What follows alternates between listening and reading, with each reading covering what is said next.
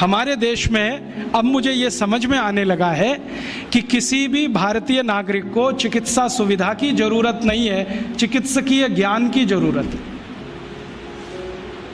Health facilities नहीं चाहिए, knowledge चाहिए। नॉलेज की बहुत कमी, और इतनी कमी है कि पढ़े लिखे लोग उससे ज़्यादा पीड़ित हैं। छोटी छोटी बातें नहीं जानते। पानी को उबाल के पीना, ये इतनी छोटी सी बात है, लेकिन आज के समय की बीमारियों में सबसे इफ़ेक्टिव है, खासकर 3 महीने की ये जो। तो आप उनको बता दो भैया पानी उबाल के पियो, उबाल के पानी पीने से क्या होता है वो समझा दो उनको, 10 मिनट में समझ में आ जाए। फिर उनसे कहो कि खाना खाते हो तो कुछ ये खाओ ये मत खाओ, क्योंकि दिनचर्या ऋतुचर्या जो आयुर्वेद की है ना, वो जरूर सीख लो। दिनचर्या और ऋतुचर्या जरूर सीखो, आयुर्वेद की बहुत आवश्यक है। और आपको मैं एक किताब का नाम बोल के जाता हूँ, इसको पढ़ो। भगवत गीता जैसे पढ़ी जाती है, रामचरितमानस जैसे पढ़ी जाती है, उस किताब का नाम है अष्टांग हृदय। इसका एक दूसरा नाम भी है अष्टांग संग्रह, पुराना नाम अष्टांग हृदय। ये किताब का जो स्वस्थ व्रत है ना, वो ऐसे पढ़ो जैसे आप धार्मिक पुस्तक पढ़ते हो, और उसको बार बार पढ़ो तो याद हो जाएगा, कंठस्थ हो जाएगा। उसमें 2000 सूत्र हैं। ये सूत्र लोगों को बताना शुरू कर दो। छोटे छोटे सूत्र हैं, जैसे खाना खाने के बाद पानी मत पियो, स्वस्थ रहना है जिंदगी भर तो खाने के 1 घंटे के बाद पानी पियो। क्यों नहीं पिए वो आप सब जानते हो, सरल भाषा में उनको समझा दो। फिर उनको बोलो पानी पियो तो घूंट भर भर के पियो, सिप करके पियो, ताकि ज़्यादा लार शरीर में जाए, वात पित्त कफ तीनों संतुलित रहे। ठंडा पानी कभी मत पियो। मैंने दुनिया में ठंडे पानी पीने वालों को बहुत देखा है। यूरोप और अमेरिका के लोग चिल्ड वाटर पीते हैं, बर्फ़ का पानी फ्रिज में रख के पीते हैं। परिणाम जानते हैं क्या होता है? सवेरे जब टॉयलेट रूम में जाते हैं तो 1-1 घंटे बाहर ही नहीं आते। उनको पूछो भाई तुम क्या कर रहे थे 1 घंटे वहाँ? तो कहते हैं न्यूज़पेपर पढ़ रहे थे, मैगजीन पढ़ रहे थे। क्यों पढ़ रहे थे? स्टूल पास नहीं होता। क्यों नहीं होता?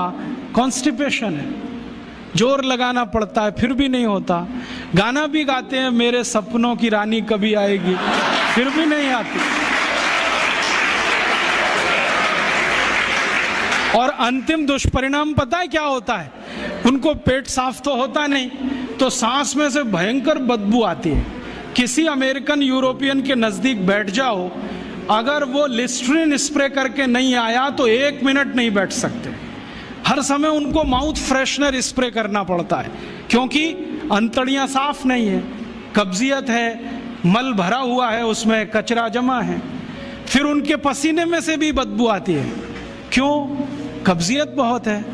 और पसीने की बदबू दूर करने के लिए डिओडोरेंट स्प्रे करते रहते हैं। और आप तो सब जानते हो कि अगर कब्जियत है तो बाल भी कड़क रहते हैं, तो उन कड़क बाल को सॉफ्ट करने के लिए क्या क्या सब करते हैं। शैम्पू लगाते हैं, शैम्पू के बाद पता नहीं क्या क्या लगाते हैं। ये सब वो जो करते हैं ना, उनकी मजबूरी है, स्टेटस सिंबल नहीं है। इसको अपने दिमाग से निकाल दो कि ये कोई स्टेटस सिंबल है। तो सरल भाषा में समझाओ, ठंडा पानी पीने से ये होता है, मत पियो, समझ जाएंगे। फिर उनको बोलो सवेरे उठो तो सबसे पहले पानी पियो। फिर उनसे बोलो खाना खाओ तो बैठ के खाओ, कभी भी खाना खाओ तो पूर्व दिशा में मुंह करके खाओ, सो तो पूर्व दिशा में। ये अष्टांग हृदय में इतने अद्भुत छोटे छोटी बातें हैं तो संस्कृत में है, लेकिन अब तो उसका हिंदी भी आने लगा है। तो हिंदी ले लो, हिंदी वर्जन ले लो, इसको पढ़ो, बार बार पढ़ो, और ये जाके गांव में सबको बताओ।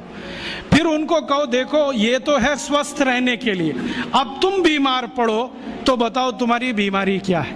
ये बीमारी है तो ये दवा है, ये बीमारी है तो ये दवा है। और मेरा आपसे एक निवेदन जरूर है कि अगर आप होम्योपैथी से भी इलाज करो तो उसकी मूल दवा जरूर बता दो। उनको ये ग्रीक और रोमन नाम में मत फंसाओ।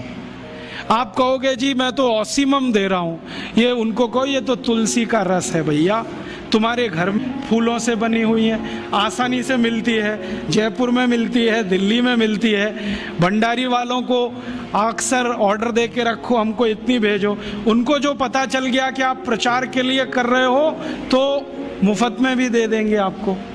तो इस तरह से आप गांव-गांव जाओ, छोटे छोटे शिविर लगाओ, गांव वालों को इकट्ठा करो।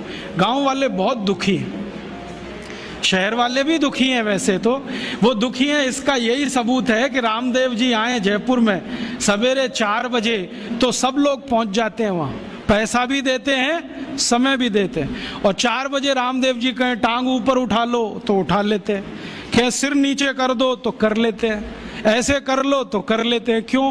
परेशान है, दुखी है, शरीर उनका साथ नहीं दे रहा है।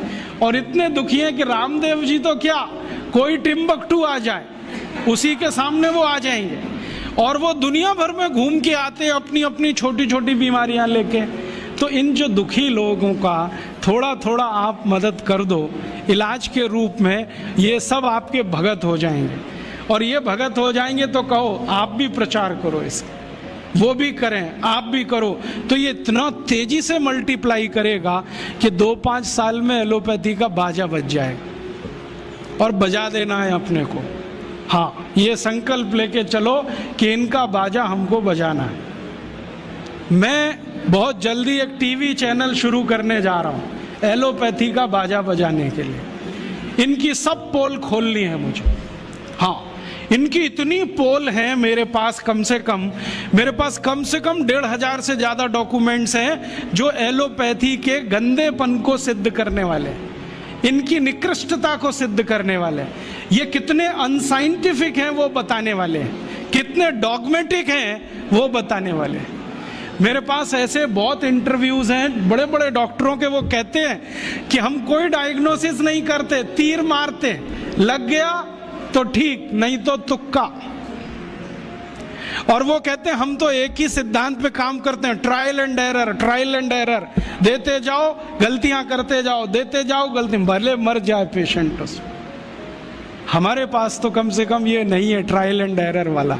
हम तो जानते हैं कि तुलसी है तो उसके ये गुण हैं तो ये रिजल्ट आना ही चाहिए, मेथी है तो उसके ये गुण हैं तो ये रिजल्ट आना ही चाहिए।